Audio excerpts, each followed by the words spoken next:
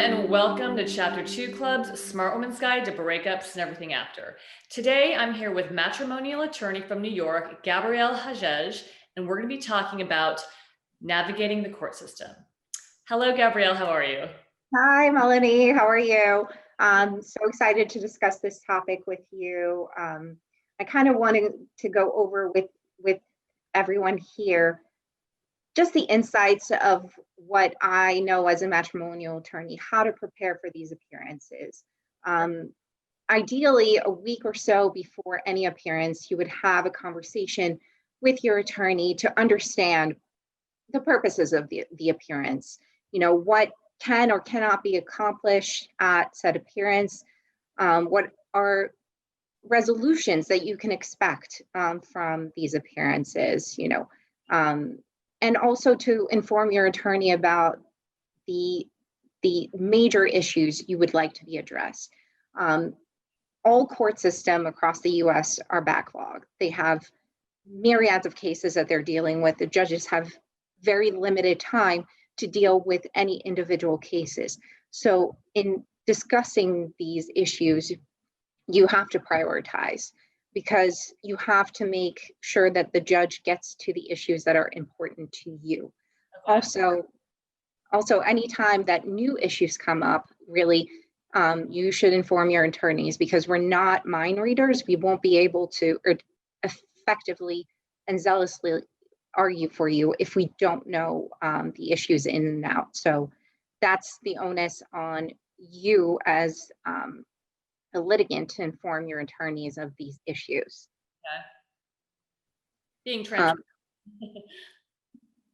I didn't catch that. I said transparent with your attorney. Very important.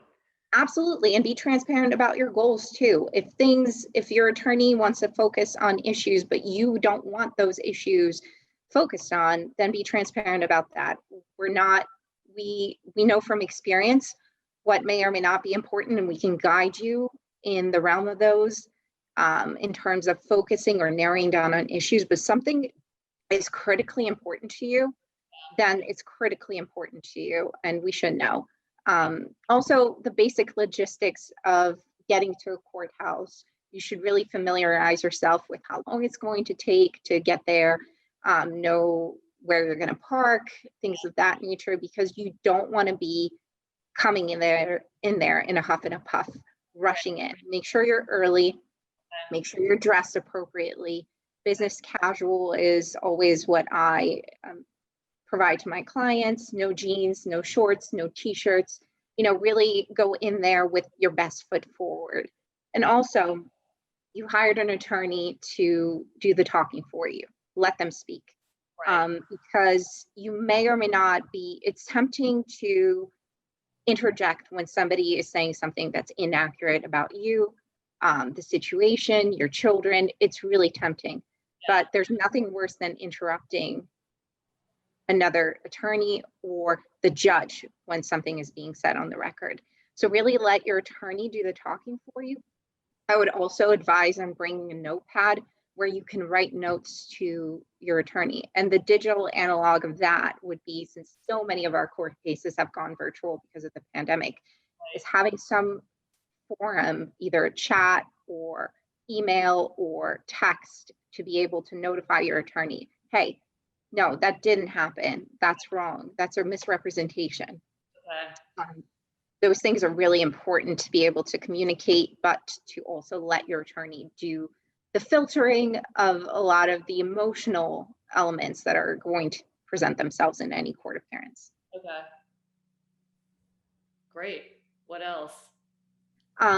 Also, now that we're moving into this digital format, I've seen a lot of cases where people assume that it's a less formal space, right. But that's not the case. You should treat every appearance as if it's within the confines of the courthouse. So make sure that if you're going to be appearing virtually, that you're in an enclosed space that doesn't have a lot of noise. And if you have children who are the subject of the proceeding, make sure that they cannot hear what is happening.